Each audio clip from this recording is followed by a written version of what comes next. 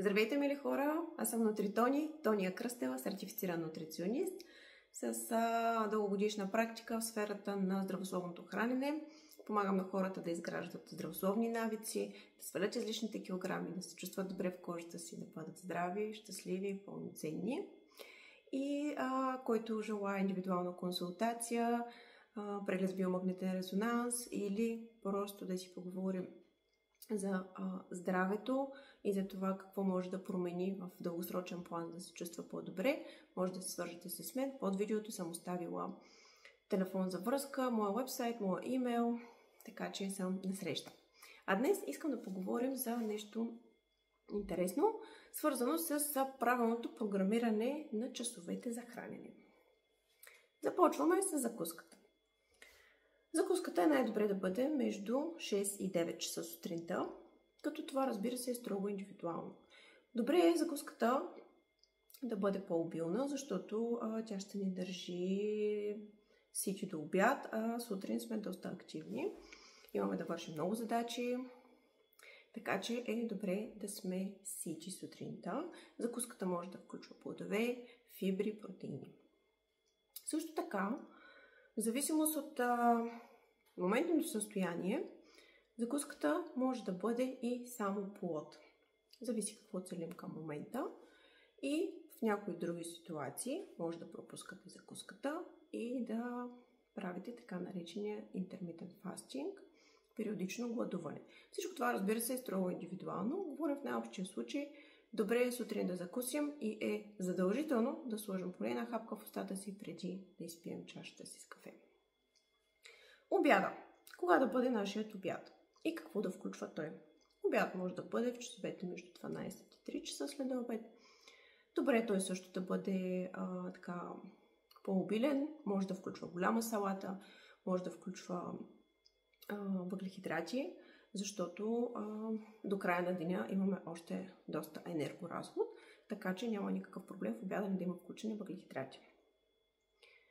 И вечерята. В правило, вечерята трябва да бъде няколко часа задължително преди да сме си легнали, за да има време тази храна да се смили, да не си лягаме с пълен стомах, защото така го товарим, той после страда и ще ни го върне по неблагоприятен начин. Затова, хора, грижите се с стомасите си, не си лягайте натъпкани с храна и гледайте вечерята ви да бъде доста по-лека спрямо закуската и обяда. Най-оптимално може да включва, дали е задължително да включва някаква салата, месо, яйца, риба, каквото вие предпочитате, но задължително дръжте вечерята много по-лека като калориен прием и като обем спрямо това, което сте консумирали през деня. Разбира се, бих препоръчала, в зависимост пак строго индивидуално, какъв е целодневният ни режим. Може да включим едно междинно хранене след обед, което да бъде плод или ядки, но отново това е строго индивидуално. В зависимост от това дали целим сваляне на килограми, дали целим качване на килограми. Защото колкото и много хора да се опитват да отслабнат, има и такива, които се опитват да качат килограми. Така че нещата са различни при всекико.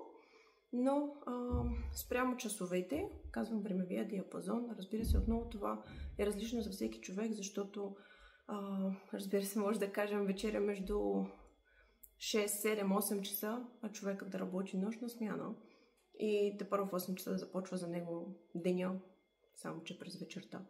Така че тук казахме едни 3 неща: закуска, обяд и вечеря, които са спрямо оптималните протоколи за хранене.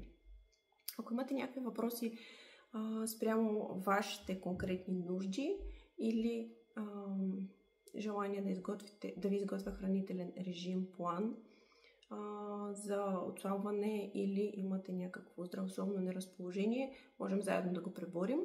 На среща съм. Контактите ми са под видеото и може да се свържете по всяко време с мен чрез имейл, телефон или през уебсайта ми. Благодаря ви отново, че изгледахте това видео. Бъдете здрави и постарайте се да хапвате поне 3 пъти на ден, за да бъдете здрави. До скоро!